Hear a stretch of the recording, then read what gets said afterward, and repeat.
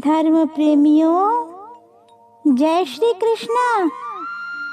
अनमोल रतन के इस नए वीडियो में मैं मनीषा जैन आप सभी का एक बार पुनः बहुत बहुत स्वागत करती हूँ।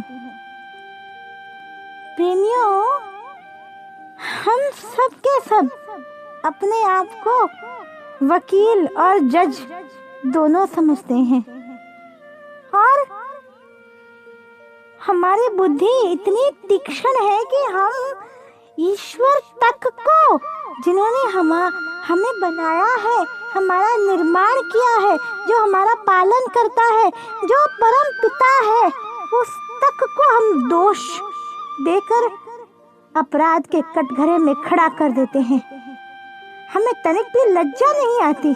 हम सदैव यह कहते हैं, ईश्वर ने मेरे साथ बुरा किया है, ईश्वर ने मेरे साथ ये किया है, किंतु हमारे कर्मों की ओर हम कभी दृष्टि उठाकर भी नहीं देखते। ऐसी ही एक बहुत रोचक और ज्ञानवर्धक कथा लेकर मैं आप सभी के समक्ष उपस्थित हूँ। एक समय की बात है, एक शहर में एक दंपति प्रसन्नता पूर्वक अपना जीवन व्यतीत कर रहा था। उन्हें बस मन में एक दुख था तो मात्र इस बात का कि उन्हें कोई संतान नहीं थी। भगवान जी से बड़ी मिन्नतें की, बड़े मंदिर फिरे, देवी देवताओं का पूजन किया, पंडितों के पास गए, दक्षिणाएं दी। बहुत मेहनत के बाद एक पुत्र रत्न उनके घर जन्मा। बस प्रसन्नता का तो कोई पार ही नहीं। चारों तरफ शहनाइयां बजने लगी, मंगल गीत गाए जाने लगे, थालियों की आवाज गड़गड़ाने लगी। ऐसा लग रहा था मानो उत्सव मन रहा हो। कहते हैं ना कि हम मनुष्य बड़े विचित्र प्राणी हैं। ना तो हम बहुत अधिक दुख सहन कर सकते हैं और ना ही बहुत अधिक पीड़ा और ना ही बहुत अधिक सुख, प्रसन्नता। मनुष्य ईश्वर की सबसे विचित्र रचना है। कुछ समय पश्चात अचानक एक दिन उस बालक की मृत्यु हो गई। बालक की मृत्यु क्या हुई, ऐसा प्रतीत हो रहा था कि उन दंपति का तो जैसे सारा संसार उजड़ गया हो। इतना दुख, इतना दुख, इतना दुख जिसे व्यक्त नहीं किया जा सकता है। उसकी माँ तो मूर्छित सी हो गई, रो रो कर अधमरी सी हो गई वो। उसके पिता उसे लाख ढांढस बंधवाते कि जो कर्म की रेखा है उसमें परिवर्तन नहीं किया जा सकता, किंतु अधीर मन को कौन समझाए। उसकी माँ रोती बिलखती, ईश्वर को याद करती और बस एक ही बात, हे ईश्वर, मेरे पुत्र को जीवित कर लो, मेरे प्राण हर लो, किंतु मेरे पुत्र को जीवित कर लो। अचानक एक महात्मा उसके घर पधारे। उसकी माँ उस बालक को लेकर महात्मा के चरणों में गिर पड़ी और अपना माथा पटक पटक कर कहने लगी, महात्मन, गुरुदेव, मेरे प्राण ले लीजिए, किंतु मेरे पुत्र के प्राण लौटा दीजिए। मेरी सांसें बसती हैं उसमें, यदि वो नहीं तो मेरे जीवन का क्या अस्तित्व। प्रभु से कहिए, या तो मेरे पुत्र को जीवित करे, अन्यथा मैं स्वयं के प्राण त्याग दूंगी। उसके पिता भी अनुनय विनय करने लगे। महात्मा शांत चित्त से उन दोनों की बातें सुन रहे थे। जब वे दोनों कुछ शांत हुए तो महात्मा ने कहा, देखो, भाग्य की जो रेखा है उससे छेड़छाड़ नहीं करनी चाहिए। कर्मों का लेख कोई कैसे मिटा सकता है? जिसके कर्म में ईश्वर ने जो लिखा है, विधाता ने जो तय किया है, होना तो वही है।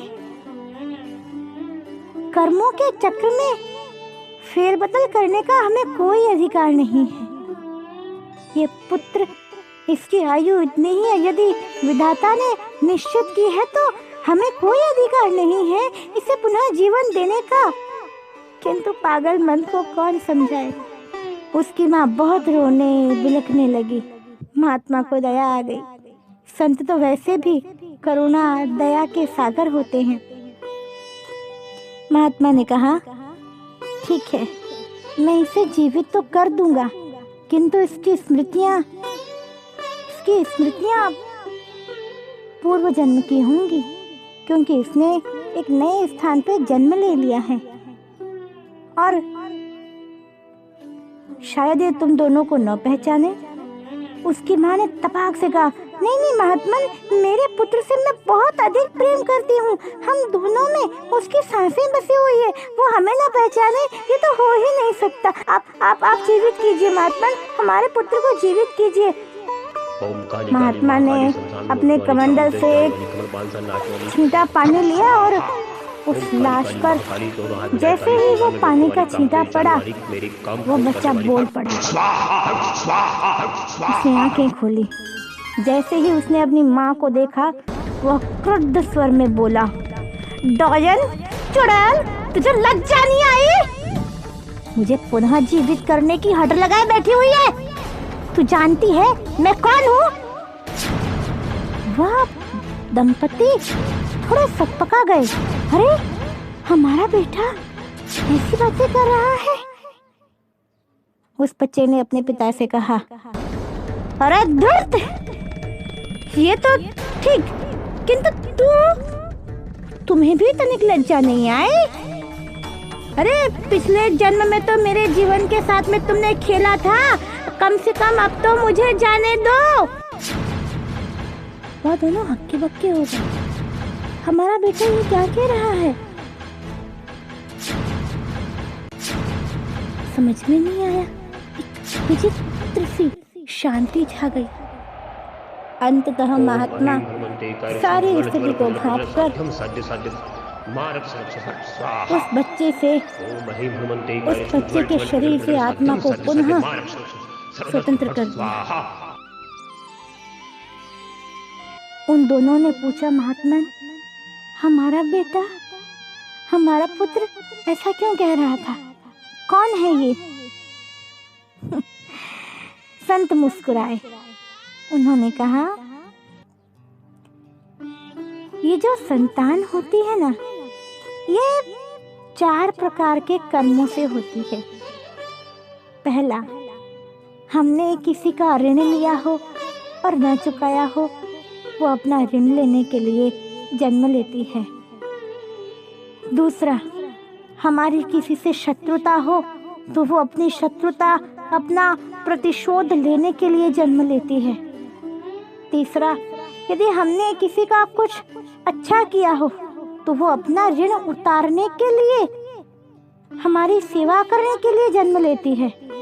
और चौथा, यदि हमारा किसी से कोई प्रेम पूर्वक संबंध हो और किसी कारणवश वह प्रेम पूर्ण न हुआ हो, तो भी वह अपना प्रेम पुनः पाने हेतु जन्म लेती है। स्त्री ने पूछा, तो ये बच्चा, ये कौन था? संत ने कहा, बेटी, ये पूर्व जन्म में एक स्त्री थी जो कि तुम्हारी सौतन थी। इस स्त्री को तुम्हारे पति से प्रेम हो गया था। तुमने, क्योंकि तुम एक पतिव्रता स्त्री थी, तुमने अपने पति को समझा बुझाकर उससे छुड़वा लिया और तुम्हारा पति पुनः तुम्हारा हो गया। किंतु उसके मन में तुमसे प्रतिशोध लेने की भावना बलवती हो गई, क्योंकि वह भी तुम्हारे पति से प्रेम करती थी, किंतु सांसारिक संबंधों के कारण वो कुछ कर न सकी। उस समय उसे जो पीड़ा हुई, उसे जो दुख हुआ उसी का प्रतिशोध लेने ये आई थी, और आज तुम्हें पुत्र वियोग की पीड़ा सहनी पड़ रही है। वह स्त्री सारी स्थिति समझ गई। दोनों पति पत्नी महात्मा से क्षमा याचना करने लगे। प्रेमियों, हमारे साथ भी कुछ ऐसा ही होता है। हमारे जीवन में भी जो कष्ट आते हैं या जो अच्छे बुरे जो अनुभव हमें होते हैं, ये हमारे पूर्व जन्मों के ही तो कर्म है। आजकल मैंने सुना है, लोग कहते हैं कि विज्ञान ने बहुत अधिक प्रगति कर ली है। कोरोना ने बता दिया कि हमारी प्रगति कितनी अधिक हुई है और प्रकृति की प्रगति कितनी अधिक हुई है। मनुष्य चाहे कितना भी प्रगतिशील हो जाए, कितना भी बुद्धिमान हो जाए, किंतु प्रकृति, कर्म, कालखंड और ईश्वर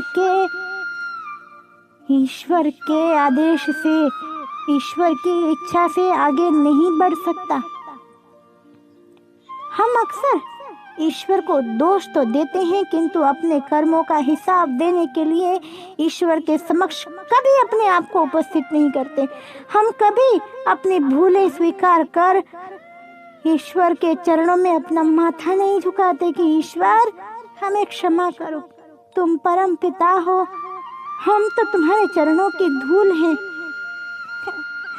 हम केवल और केवल स्वयं को बुद्धिमान मानकर ईश्वर को दोषी ठहराकर अपने आप को संतुष्ट कर लेते हैं और नए कर्मों का संचय करते हैं।